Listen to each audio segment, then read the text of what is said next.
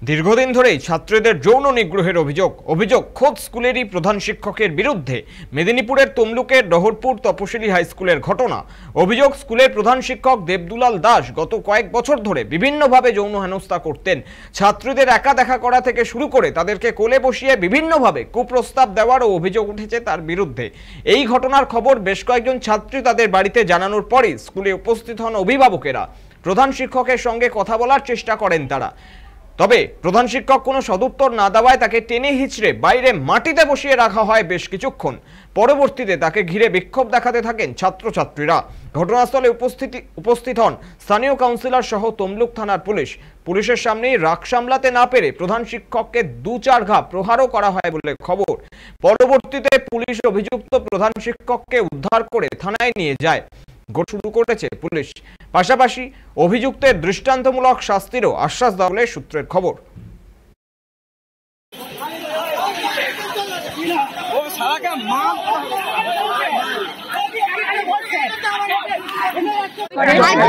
ডাকবে, কোনো না কোনো বাহানাতে ডাকবে, ডেকে এবারে গাল টেপবে, বাজেভাবে টাচ করবে, পেটে টাচ করবে, বলবে ছাতিতে, মানে বাজে ভাবে টাচ করে। ছোট ছোট মেয়েদেরকেও ছাড়ছে না, মানে ছোট বোন 5-6 এর যারা বোন আছে বা বড় দিদিরা আছে তাদেরকেও ছাড়ছে না। বাজে ভাবে টাচ করছে, বাজে কথা বলছে। আর তুই ফাঁকে দেখা করবি, আমার সাথে না, তোর সাথে খুব দরকারি ইম্পর্টেন্ট পড়ার বিষয়ে কথা আছে, ফাঁকে দেখা করবি। কেউ যদি থাকে, যদি চলে যায় তখন বলবে এখন আসিস না, চলে যা, পরে আসবি, তোর সাথে দরকারি কথা আছে পড়ার বিষয়ে, এরকমই বলে। আসলে কিছুই থাকে না, পড়ার কোনো কথাই থাকে না, বাজেভাবে টাচ করে। এটা কতদিন ধরে চলছে? কয়েক বছর ধরে চলছে। অভিযোগ হয় একটাই, যে মেয়েদের গায়ে হাত দেয়।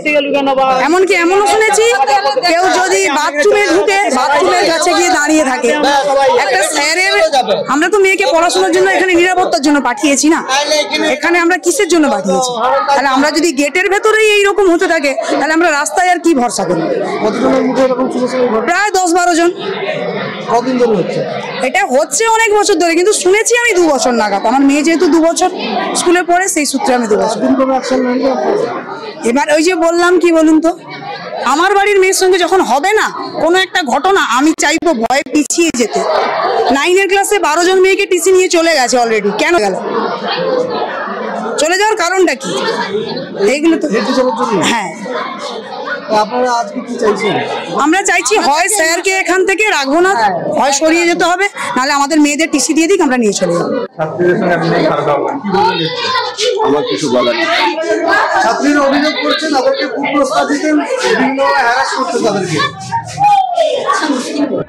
আমাকে কোনো একজন গার্জিয়ান বোধহয় ফোন করেছিলেন, তো আমি এসেছি। তারপর যেটুকু আমার আগেই পুলিশ এসে গেছিলেন এবং প্রচুর ছাত্রছাত্রী এবং তাদের অভিভাবকেরাও ছিলেন।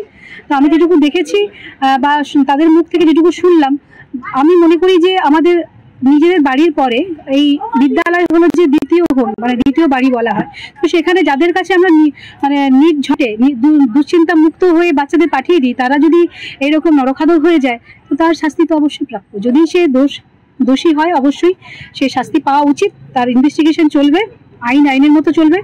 আর যদি সে দোষী হয়, কোনো মতেই তাকে সঙ্গ দেওয়া যাবে না। আমি ছাত্রছাত্রীদের